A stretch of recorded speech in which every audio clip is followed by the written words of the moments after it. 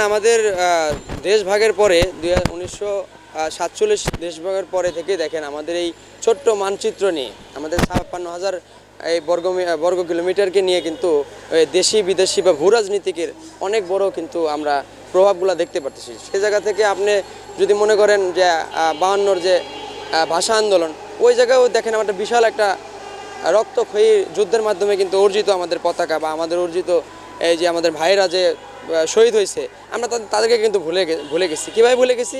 এই যে খারাপ চিন্তাধারার রাজনীতির কারণে কিন্তু আমরা ভুলে যেতে বাধ্য হয়েছি। এবং বৈদেশিক যে শক্তিগুলো, যেমন পার্শ্ববর্তী আমি উল্লেখ করব না, নাম বলবো না, তবে এই যে অন্যের কথা বা অন্যের উপরে ভর করে যে চলা, এই জিনিসটা আমাদের রাজনীতিক বা আমাদের এই জ্ঞানের হয়তো বা আমাদের নেতাদের হয়তো বা অভাব বা ত্রুটি, এই ত্রুটির কারণেও হয়তো বা তারা এই 54 বছরে আমরা কোনো সংস্কারের মাধ্যমে নতুন কোনো কিছু করতে পারি না, যার কারণে যে বারবার 17 বছর দেখতে হইতেছে, এরকম বারবার স্বৈরাচার আবার বসতে হইতেছে। আমরা 90-এও কিন্তু একটা ছাত্র আন্দোলনের বিপ্লবে কিন্তু নতুন আবার আমরা চিন্তা ভাবনা নিয়েছিলাম, কিন্তু দেখেন ওই সময় আমাদের যে দেশের যে অবস্থা অনুযায়ী আমরা ওরকম সচেতনটা হয়তো বা আমরা ছিলাম না বা আমরা করতে পারি নাই, যার কারণে আমাদের ওই প্রভাবটাও কিন্তু আমরা এখন এটাকে কাজ করতে পারতেছি। যার কারণে এখন এই মুহূর্তে ওই ঢাকা ইউনিভার্সিটির যে আপনার সভাপতি বা ছাত্রদলের যে কর্মী, তারা তো রাজনৈতিক সংগঠন, তারা তো তাদের স্বার্থের জন্য তারা তড়িঘড়ি করতেছে কখন আমি চেয়ারে বসবো বা কখন আমি ক্ষমতায় যাব।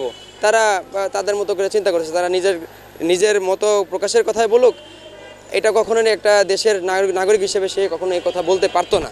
অবশ্য তার পিছনে অন্য কোনো শক্তি কাজ করতেছে, তার কারণে সে এই ধরনের কথা বলার সাহস পাইতেছে। তাছাড়া একটা ইউনিভার্সিটির একটা শিক্ষার্থী, সেও তো নিজে চোখে দেখছে ওই মুহূর্তগুলো সে পার করছে, সেও তো নির্যাতিত ছিল, সেও তো 17 বছর হয়তোবা বাসায় থাকতে পারে নাই, হয়তোবা গুম খুনের শিকার হয়েছে, নানাবিধ সমস্যার মধ্যে সেও তো পড়ছে, কিন্তু সে কিভাবে অস্বীকার করে?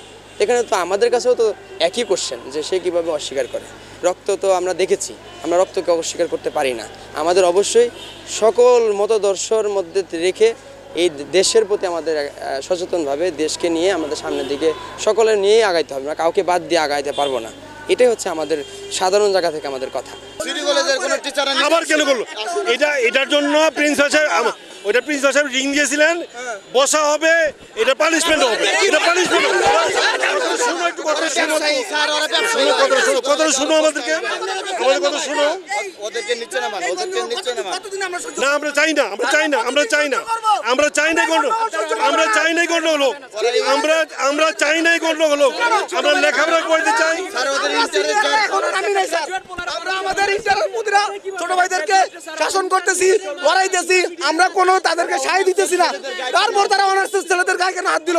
অনার্সের একটা হল নামলে তারা এখানে থাকবে, তারা একটা থাকবে এখানে।